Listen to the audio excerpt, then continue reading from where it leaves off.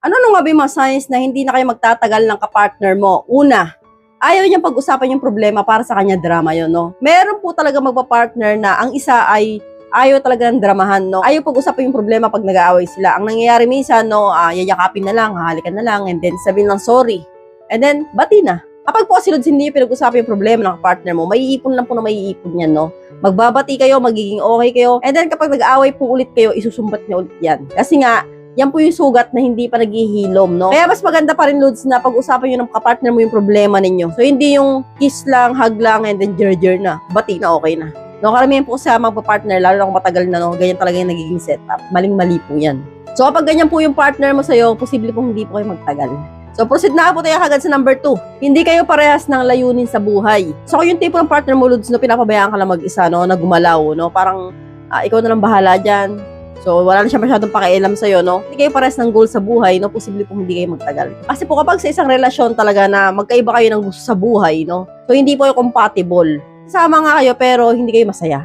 Alam niyo kasi, Lods, ang mga babae, emotional po yan, no? Kami po mga babae, minsan, pag may problema kami, open po kami, no? Very vocal ang mga babae. So, meron mga babae na hindi masyado nagsasalita. Pero karamihan talaga sa amin, no? Open kami, no? May mga lalaki naman na ayaw na pinapakinggan yung mga drama ng babae, no? Corny daw, OA daw. So, kaya kami mga babae, minsan, mas pinipili na lang namin na umiyak lang tahimik. Alam yung partner ninyo, tatalikod sa inyo sa gabi, tutulog na pala yung luha. Kasi madilim, hindi naman napapansin, di ba? Patay ilaw. So, dapat kayo mga lalaki doon, matuto kayong makiramdam sa babae kung umiiyak yan o hindi. Pag umiiyak yan, no, pag-usapan ninyo na, sabihin mo, sorry, ba't ka umiiyak? Ganyan. So, napaka-importante doon ng comfort sa relasyon, no? Kapag po wala po kayong ganyan, no? Wala, hindi talaga kayo magtatagal. So, proceed na po tayo kagad sa number 3. Mas madalas po ako siya sa ibang bagay kasi sa'yo, no? Ito po yung tipo ng tao na may hobbies, no? Kunwari, hobbies niya yung panonood ng cellphone, focus lang sa cellphone. Meron siyang sports, katulad ng basketball, yung mga ganyan. Tutok lang palagi sa TV. Tapos ikaw, paramdam mo na isang tabi ka, no? Nandyan nga yung presensya niya, pero hindi mo siya maramdaman, no? Sa isang relasyon, Lods, no? Pangit na pangit po talaga yung nangyayaring ganito. So, magkasama nga kayo, pero parang hindi mo siya maramdaman, no? Kapag ganito na po yung setup din sa relasyon, yung tatlo na ito, no, posible pong hindi po kayo magtatagal.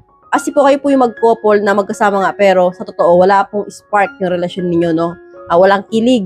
Oo, nag-jerjer nga kayo gabi-gabi, pero hanggang dun lang yun, no? So, iba po kasi yung mag-asawa na talaga nag-uusap at nagdadamayan pagdating sa problema. So, yan nga po yung tatlong signs na hindi na kayo magtatagal ng partner mo, no? Kapag nakita po sa partner mo po yan, no, ihanda mo ng sarili mo, no? Kausapin mo siya, magbabago siya kung palagay mo, nag-ausap po na ulit at talagang ganun pa rin, no? I-ready mo yung sarili mo na isang araw mawawala siya sa'yo. So, hanggang dito na lang po tayo mga Lods. I hope you learned something in this video. More videos to come. So, stay connected and see you again to my next video. God bless. Bye-bye!